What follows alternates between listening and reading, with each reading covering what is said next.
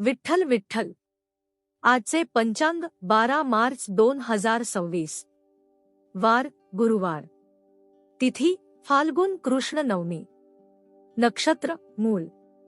योग सिद्धी. करण तैतील. सूर्योदय सकाळी 6:51. सूर्यास्त सायंकाळी 6:46.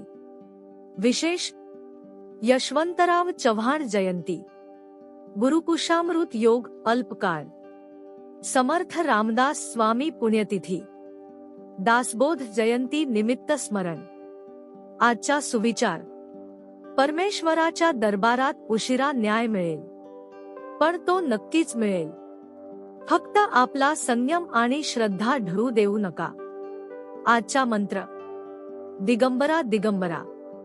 श्रीपाद वल्लभ दिगंबरा.